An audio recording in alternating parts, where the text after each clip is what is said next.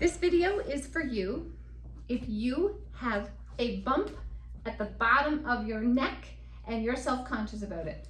My name is Dr. Laura Gravel. I'm a chiropractor from London, Ontario. This video is, what I'm going to share in this video is what that is, how you can help yourself. So number one, what it is called the Dowagers Hump. If we get our handy dandy spine here, we have 7 bones in our neck, we have 12 in our thoracic, and we have 5 in our lumbar spine. They are meant to have a nice curve from the side. This is your nose, this is the back of your skull.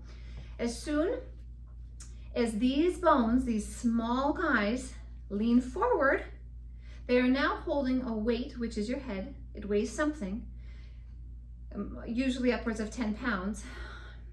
We're taking our head and we're putting it forward on a lever.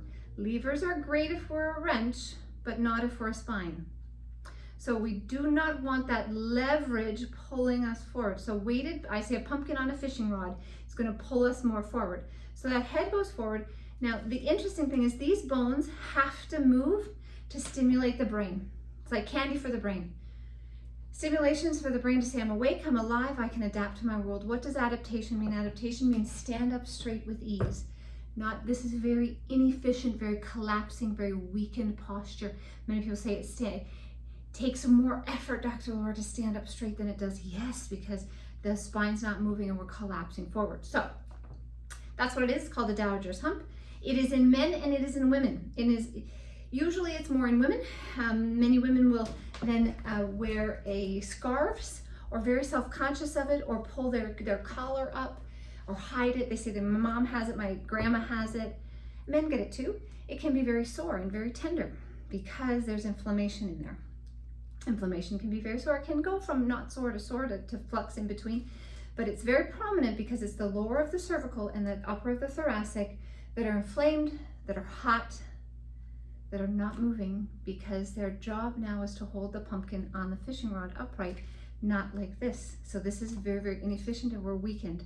So here's some things you can do to help yourself with that. Number one, be aware of your head forward position. If you sit at a desk, our head is forward all of the time on 1 or 2 screens. You add your cell phone, which we check, I believe it's about 150 times a day. So number one, be very aware of your behaviors that take and encourage that head forward because we don't want that. So anything that brings our head forward, you want to bring the device, whether it's an iPad, an iPhone, to you. So have that iPad or iPhone up to you. Yes, it will be very inconvenient to do, so it will interrupt the behavior pattern that your brain knows. So number one, be aware of the behavior of checking your cell phones and your placement of that device when you bring it up. So that's number one.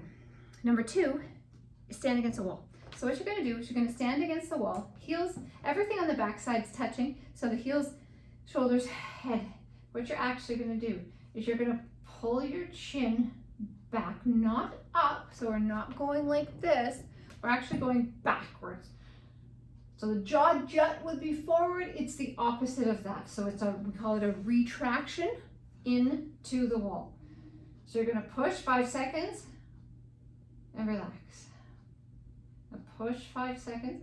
So you're actually contracting the neck muscles and pushing back with the occiput. Okay? Like this, you're going to want to do that 5 times. You do that throughout the day. So you're encouraging that, this is flexion, encouraging the extension. Number 2, so that was number 2, pardon me. The first is watch behavior that take your cell phone forward. Number 2 is the jaw retraction.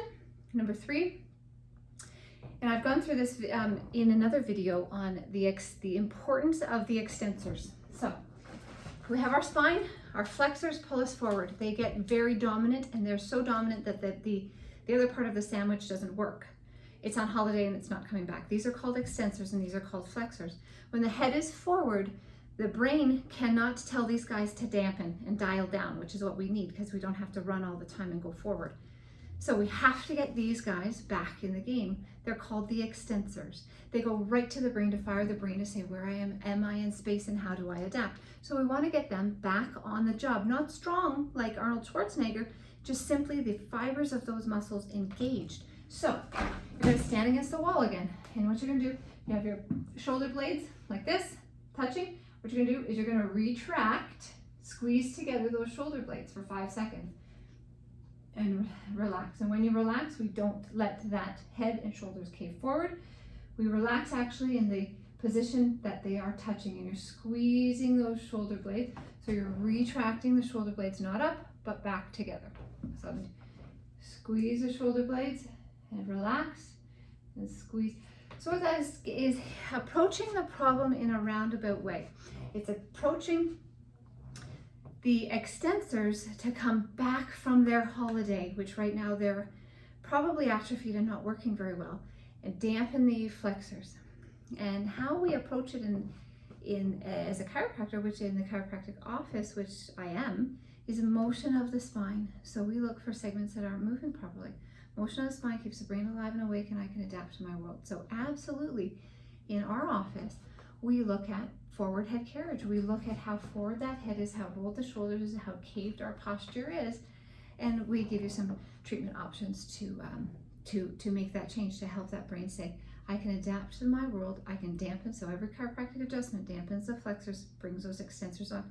So there's just more ease in the body. Usually if your head is forward, you're very exhausted and tired because this is a weakened position. It takes more more energy, so I don't fall, to stand like this than it does like that. So absolutely, in our office, we look at that unleveling or mismatching of power of the forward flexors and the extensors. So again, Dr. Laura Gravel, hope that was helpful.